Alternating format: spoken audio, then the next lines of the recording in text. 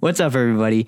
This is our first video ever. We are three buds and a movie. I'm David. I'm Alex. And I'm Bonnie. And today we're actually going to be reviewing Spider-Man No Way Home, which just came out a few days ago. So, for those that don't know, Spider-Man is following the events of Far From Home. Peter Parker, played by Tom Holland, has a secret identity unmasked to the world. No longer able to separate his everyday life from his persona as your friendly neighborhood Spider-Man, Peter asks for help from Doctor Strange, played by Benedict Cumberbatch. A spell goes amiss, forcing Peter to deal with new threats, new challenges, and new questions about what it truly means to be Spider-Man. I actually saw the movie yesterday, but I know you two saw it today. Bon, what is your initial thoughts? What are your thoughts after coming out of the movie theater? As crazy as that train ride that I saw in that movie. What about you, Alex? Honestly, it's like my childhood dream come true. I'll just say that, Oh, yeah. That's good. Yeah, I came out of the movie theater grinning from ear to ear. I was pretty excited, pretty happy about it. For me, actually, so I felt like I felt that the movie had a lot of emotion and heart. What I liked was the drama, because they had, obviously, because it's an MCU movie, it had drama and comedy. But what I liked was the drama wasn't cut by the comedy. The comedy they didn't force it anywhere where you felt out of place. Everything had a reason. To be honest, I feel like this is probably, at least for me, my favorite of the Spider-Man movies, is specifically in the MCU. Definitely my favorite Spider-Man movie. Yeah, I would say my favorite Spider-Man appearance in general. Yeah, I mean, I can see that too. I wouldn't debate that. For me, I wouldn't debate it. But I will say, I also really love the Easter eggs and a lot of the callbacks to previous films.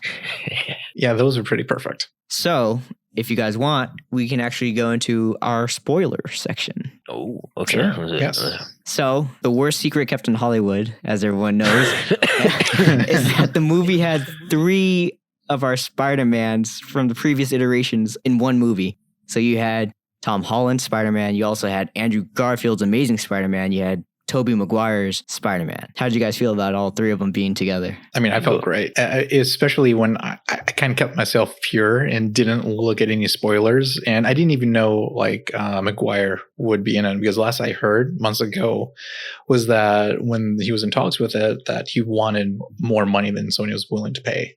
And so I was like, oh, he might not be in it. But then when they showed him, I was like, yes. Just for that moment, I did not look anything up for Spider-Man after I heard that, because I want to keep it a secret for myself, and it was amazing. As much as I thought I would be happier to see Tobey, I was a lot more happy to see Andrew. Oh my God, same. I was so happy to see him. And I thought it was purely because the energy he brought. Yeah. He just felt like he was insecure and he was different than the other 2. So, yeah. And in return, I thought he kind of stole the show out of the 3 when it came to them being on the screen. There was a lot, even when they were doing the little science bit. Right. He felt more natural to it. So, but that was a little, what did you see? You said you agreed with that, David, but why? So to start off, I sadly did end up spoiling myself because it was being recommended to me in my YouTube, recommendations list, and I couldn't resist. I won't say what I saw, but I spoiled myself a bit. But I still enjoyed the hell out of the movie, when I watched it. You could feel the energy in the room when they showed up. But yeah, what I really liked was they kept all the 3 Spider-Mans true to themselves from how they were in their own iterations. Like Tobey, because he's older, I like that he kind of played the older Spider-Man more wise and ready to pass down his knowledge. He played the heart, yeah. Yeah. Mm-hmm. With Andrew, I like that he didn't just dismiss the whole thing with Gwen dying. And I felt, at least for me, Andrew was kind of in comparison to all of them, his Spider-Man was kind of like the middle brother, kind of crazy uncle, because he seemed kind of high on energy at times. Mm-hmm. And Tom was the most he's not most unsure of what to do in his life, because they all and what I also noticed was Andrew shows up in his Spider-Man suit, right? But Tobey is in his cool youth pastor costume. Yeah. What I noticed was, because remember that conversation they had in the lab about do you have anyone in your life? Mm-hmm. I noticed it kind of makes sense with Tobey. He was able to balance his life. as Peter Parker, which is why he showed up not in just his costume, but his, casual attire. Andrew still hasn't figured that out yet. Andrew Spider-Man is still dealing with the loss of Gwen, that he just pretty much fully committed himself to being Spider-Man and hasn't really balanced his life out. Ooh, I like that. I didn't catch that. And it seems like, in a bit of a spoiler now, right, to everyone's watching or here listening to this, yeah, I think he resolved it right then and there in that movie when he caught MJ. Yeah. It was almost like he was just like, yeah, I could do it. I could have done it. I could have done it, And that was enough, I think, for him to get enough closure on it. But, he forgave himself. Yeah, and I love how they broke that to Tom Holland or to Tom Holland Spider-Man. Like, look, you're not the only one losing people as Spider-Man here. Yeah. So. Can I say, I was kind of pissed off with Tom Holland Spider-Man where he's like, I'm sorry, like I brought you guys into this, but I'm going to send you guys home. Like, they're your problem to deal with. I was like, what the hell are you talking about? You literally brought them back to life. Yeah. You didn't have to deal with them at all. I think what he meant by that is like you're gonna have to deal with their deaths that you guys have caused. That he was trying to erase that from those Spider-Mans. Like he was trying to almost take that guilt away from them. Unpopular opinion, I think watching this movie that Andrew Garfield is the best Spider-Man. I feel like he brings. He's the. I don't know about that one. No, go ahead. He brought the most drama, I think, to his Spider-Man.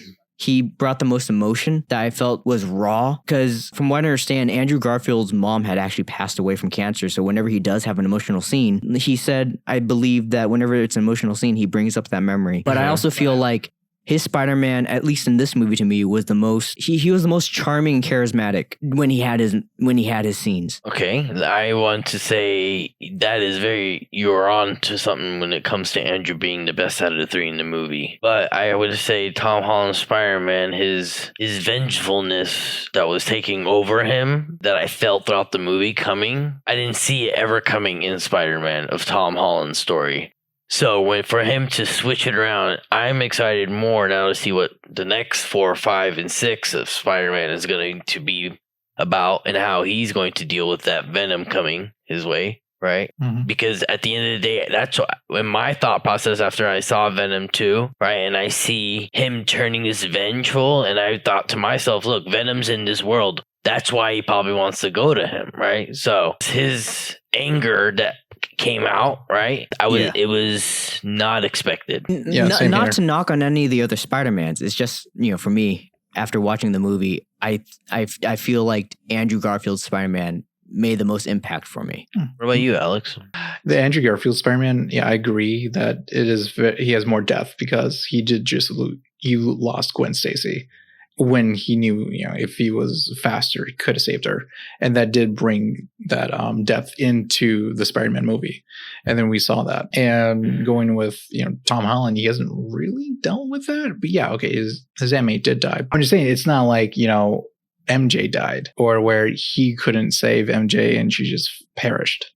I feel like it's different. It's a different turmoil that they are going through. I will say I do like that Tom Holland Spider-Man finally got his Uncle Ben moment. Yes, that is true. Because I feel like once that happened, it put him on the same playing field as Tobey's and Andrew's Spider-Man in sense of like emotional issues that he's gonna have to deal with. And even going back to Tobey, when we were talking about, I felt like he was the heart of the group. Right, there was points in time where he was trying to talk to his villains in his way that Tobey does as a Spider-Man, right? Like, you can even hear when the music would play when Sandman got cured. That to me, brought me back to 2001, just hearing that sound. And, I like at the end how Tom Holland's suit is now representation of them both. It had almost a little bit of the logo of Amazing Spider-Man with the color tones and the spider webbing of Tobey's. Yeah, so I agree. Like it was great. It came all together. I would say wonderful. What's nice about that is it basically starts Spider-Man back at square one. Mm-hmm. He's back from the beginning. He no longer has Tony Stark's tech. He doesn't have that money or anything. He's back to just being friendly neighborhood Spider-Man. And that his suit, him meeting those other Spider-Men played by Tobey and played by Andrew, he basically learns what it truly means to be Spider-Man, what it truly means to represent that symbol. Mm-hmm. The whole interaction with Doctor Strange was great, right? How Doctor Strange didn't want to forget him. Yeah. I felt. And he had to. And that earned his respect in a way. Yeah. So it was cool to see that aspect of that too. The whole Doctor Strange bit, right? Let's talk about that for a second. I think he played a very good role that mostly would have probably played by Tony. I think how he got beat, Alex and David, right, was great. It was how Spider-Man would have beaten him, right, with math. He beat him with math. Yeah. And that was awesome to me. But, you know, hey, Doctor Strange is smart too. That doesn't go besides. I'm not saying we're not saying he's not smart. It's just okay. I know, I understand, but I'm just saying he at that point in time he was too caught up in the mystic arts to even think about this is geometry. Right. It's true because with Doctor Strange, it's cool to see that magical element in a Spider-Man movie because you really don't see that at all. Like when Andrew Garfield's Spider-Man showed up, his magic is here too. So he was nice when he came in. I like that. Yeah, I totally thought that was Tom Holland Spider-Man when he came in. Oh yeah, yeah. His eyes gave it away for me. No, for me it was his height. You see how tall he was? Because Andrew Garfield's like the tallest of the Spider-Mans. He's also the lankiest. Toby's like he's more square. He's stout. Yeah, he's more like stout. A twit. You know why I say by two? Yeah, stout. Call it stout. He's stout. Yeah. Tom Holland has chances to grow. That's the thing. Like he's still young. It's true. Well, he's 25 now, so probably not going to grow any much more. That's true. Yeah, I know. Poor guy. I was hoping he would have been that age. Another thing that I noticed, what I liked about this movie was there was no easy solution for Tom Holland's Spider-Man. He was pretty much being forced into bigger consequences for his actions. Like when he brought all the villains. I would say for once. Like when he brought all the villains back to Happy's condominium. I'm just like, what are you doing? These are all villains. Why are you bringing them back? Well, let me show. We haven't. I felt like we haven't shed light at this at the end. It was Tom Holland's plan, and When I say Tom Holland, I mean Tom Holland's Spider-Man. That if we're gonna call them what their numbers were, so it was Spider-Man 1 that had the plan to heal them and send them back. And at the end of the day, that was the plan that worked. We talked about Toby, we talked about Andrew, but what was his whole point? His Spider-Man was, hey, we could still do the right thing and send them back. And so I feel like we could shed light on that too. And then we can move on to the villains after that, right? Because we talked about Spider-Man, so that's good enough. Yeah, well, actually, I wanted to add, I noticed, when they said when they told Tom Spider-Man, like, some of these villains died fighting Spider-Man. I'm just kind of like, I wish they would go into more details. He didn't really kill Goblin. Goblin killed himself. He didn't really kill like Doc Ock. Doc Ock sacrificed himself. Yeah, well, that's what you getting it from a villain's point of view, right? Yeah.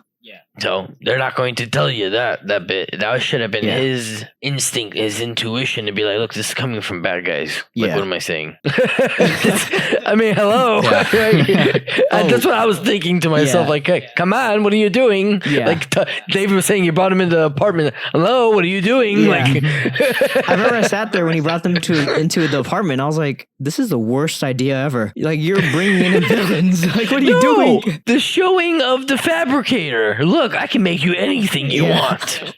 Please. I will say I like how all the villains essentially were kept true to how they were in their own films as well. Jamie Foxx was a little different because he wasn't bald. Had like I'm glad they gave him that stuff. Yeah, he looked like Jamie Foxx. Oh, that was fine though. Yeah, nothing wrong with it. I'm just saying I noticed and I thought it was funny that they even pointed it out with the lizard. I like that conversation when they're all locked up, and they're talking about who was supposed to be dead and whatnot. And Jamie Foxx, he's like, Max, how are you still? He's like, last time I saw you had a comb over. He's like, oh man. He's like, this guy tried to turn the whole city into lizards. It was crazy. It was awesome. I just enjoyed that, our whole interaction of villains. I mean, Goblin was just menacing. Yeah. Oh, definitely. Menacing. Yeah. And I loved how they turned his suit into this a purple hoodie. Yeah. Right? It looked like the Goblin of and he was William Dafoe, his acting chops are on. Yeah. Oh, definitely. Display. Yeah. I saw the Goblin in his face. Yeah. And then there was no need for any CGI, no nothing. Just that smile, the eyes, everything. perfect. Apparently, he only accepted to take on the role of Goblin again as long as he was able to do his own stunts. Oh, I heard. Oh, that's cool. Yeah. I did not hear about that. His own stunts and his own like suits and everything. This guy. Can I say, when it hits the fan in the movie, where the villains you find out Goblin's back because when Goblin comes back out of Osborn when they're all in the condominium, it just felt really eerily creepy. I mean, did you feel like he had changed from the beginning? I thought that because I do think it was Osborn that helped at least make that chip for Doc Ock to put into his spine. I mean, I didn't at one point buy it. You know why? Because I knew that when that Goblin was there, I mean, when he told them, "This is what are you doing? Get up! This is the only chance to take up a new universe." Right? That when he got up and he broke that Goblin helmet, he did it to go into hiding, and he got up and he went to. I mean, I don't know. And where did he go? I saw that more as him trying source. to. It's a sign of him trying to reject the Goblin. Oof. That's how I saw it when he destroyed the mask. You trust him so much. I don't know. I just don't trust the Green Goblin that much. I'm sorry. I feel nor Orman. I do feel that Green Goblin came out when Doc Ock asked him like, "How do you feel, Norman? You're about to be whole again." I think to me that's what like flipped the switch. And then just him saying that phrase, the Goblin was just like, "Wait a minute." He knew he can only get more tech if he went back to where Spider-Man was. What? That's why he did that. Green Goblin manipulated the whole situation because he knew that Spider-Man had technology. But I mean, okay, how do you know though? Because do you not see his suit like compared to the other Spider-Mans? Yeah, but he had the whole tarantula suit. He and didn't everything. have long enough. He wasn't there long enough to see that whole suit though. He literally showed up one moment and then you both Peter was trust the taken Goblin away. too much. You guys are Goblin lovers. I'm sorry. I'm just saying. I don't trust that guy. That's how I interpreted the scene. I'm just saying. That's how I interpreted the moment. But I will say, it's the same when they started Goblin. Hold on, this is the same Goblin that showed up at Thanksgiving looking at Peter Parker, okay, and acting like he just didn't try to slice him up in the middle of the streets of New York City. But this is also the same Norman that tried to reject the Goblin, like you see all the time. Oh, would you act like Norman was a good person? Norman was not a good person. Get out of here, Norman. He was, to be fair, I mean, he wasn't a killer. But Norman was not a good person from the beginning. The way I see it is more of Dr. Jekyll and Mr. Hyde. Same. That's how I'm seeing Goblin. All right, fine. I mean, even Dr. Jekyll, he was not a saint.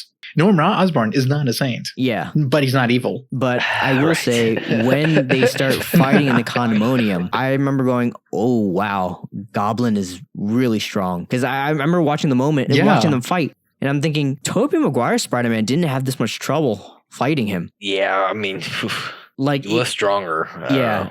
He didn't have that much trouble fighting Goblin. But he was that strong because there was a couple times where in Spider-Man 1 where Goblin is thrown around through buildings. True. That to a normal person would have been bad, I would say. But Goblin fought through them. I mean, towards the end when he went through the brick walls when he was fighting Peter. Yeah. No, but like...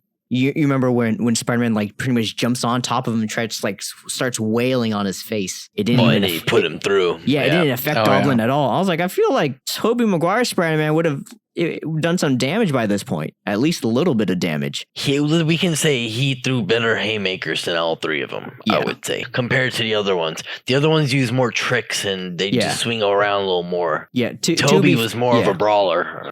To be fair, though, when the Tobey's Spider-Man had come out, it was also like I think Matrix had already come out, so it's partially inspired by like those fight scenes from Matrix. Because I rewatched Spider-Man 1, and you'll literally be seeing Goblin doing sidekicks, like flying sidekicks. It just kind of like throwback. I was like, wow, this feels like a throwback to martial arts movies. When he threw the grenades and Tobey turned sideways slowly. Yeah. That's a direct, good point, David. That was a good point. That's a direct call out right there. Overall, villains, I would say my favorite of the villains was Goblin, obviously. But if I was going to talk about someone close to Goblin, it would have to be the Jamie Foxx Electro. I liked him a lot. Oh, yeah. I think he got redeemed in this movie, at least. Like, his version got redeemed. He was pretty good. I mean, Doc Ock was cool. Don't get me wrong. But he wasn't really a villain at the end of it once they fixed him. Yeah. So. No, and he never really was a villain. Nor was Sandman. They just wanted to get back home.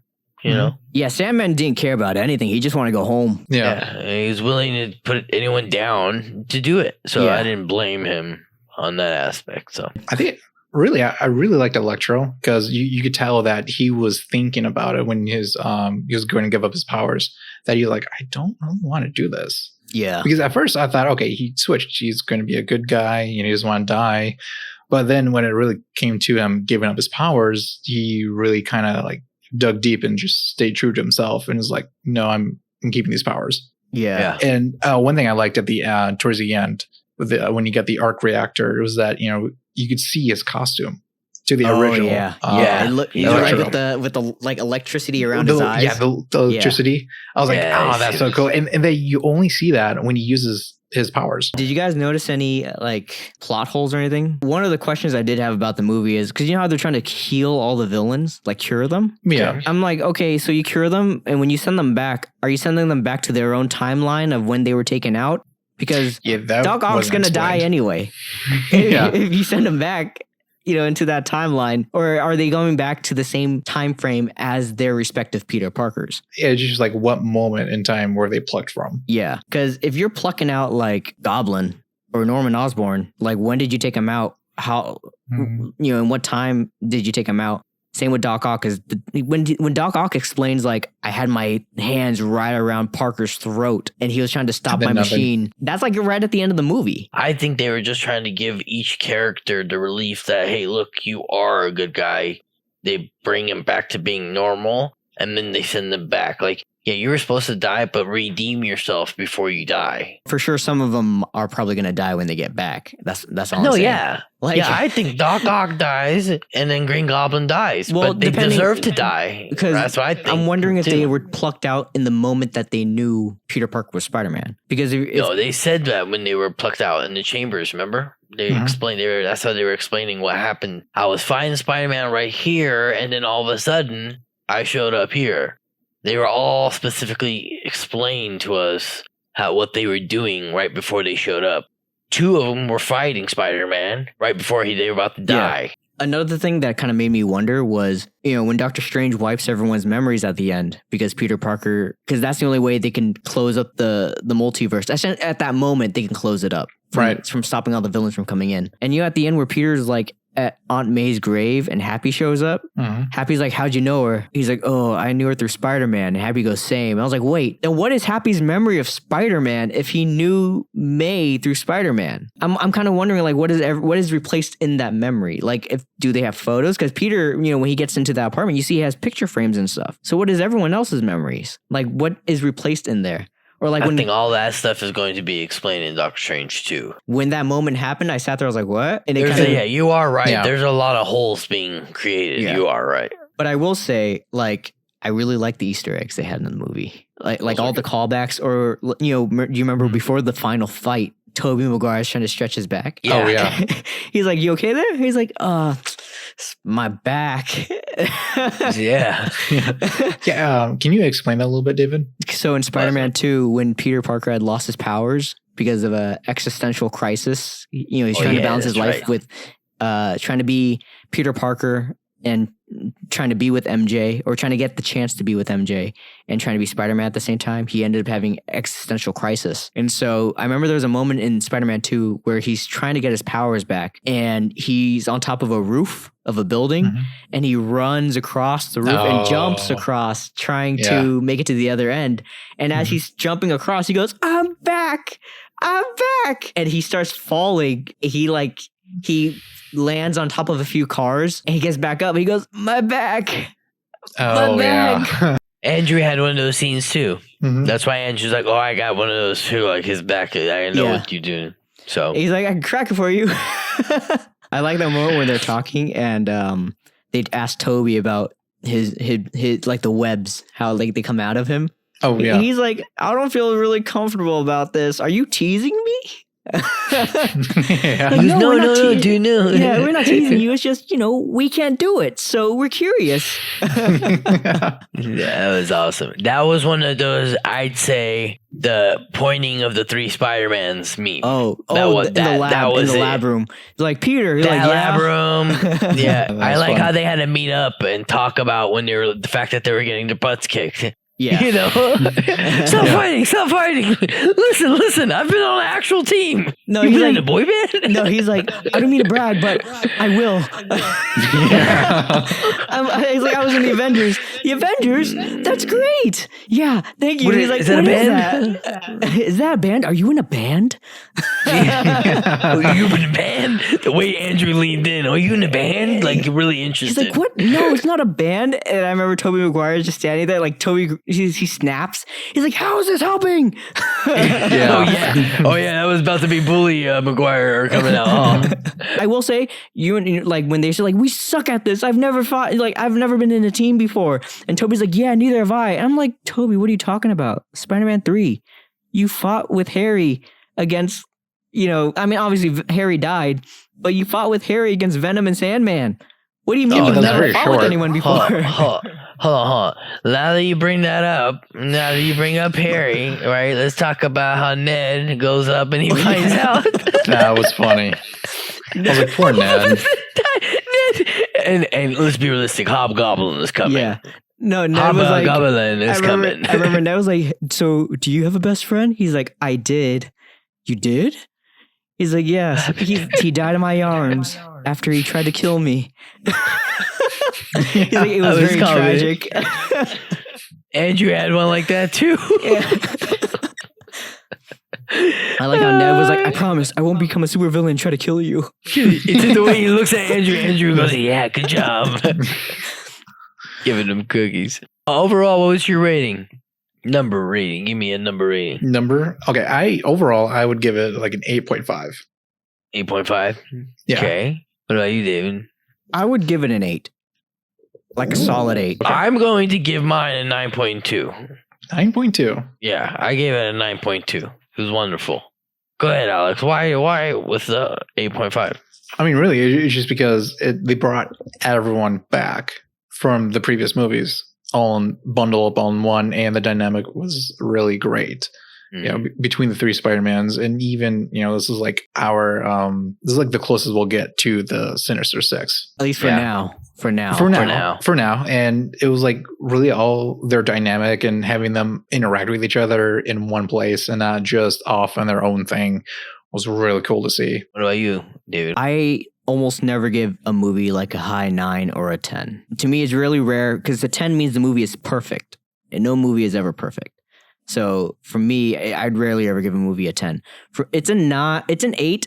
Overall, I really enjoyed the movie. It brought a lot of nostalgia, and for sure this is probably, even out of all the Spider-Man movies, it might be my favorite. But I will also say, with a caveat, that if you haven't watched the other Spider-Man movies, like Tobey Maguire's Spider-Man and Andrew Garfield's Spider-Man, as a film by itself, not in the MCU, but as a film, it might be a bit messy and confusing. If you haven't watched those movies. Yeah, but also it's like, they did try to catch you up real quick. No, they did. If you didn't see them. Nothing's wrong with it. It's just for me. Like, I overall enjoyed the movie. I really liked it, but I feel like for me it's an 8. Okay. Yeah. I would give it the 9.2 that I gave it for the fact, maybe the opposite reason of what David's feeling. I felt the movie had good timing. I felt the ups, I felt the downs, I felt the emotions that it was trying to portray. And like Alex said, it hit the right nostalgic moments. I don't feel anyone was watching this movie that were like, okay, what's going on? With all those Spider-Mans, I still felt like it was a Tom Holland Spider-Man movie, and that's what it needed to be. And it wrapped it up with a great conclusion with his wonderful looking suit. One thing I do want to say is we skipped over Matt Murdock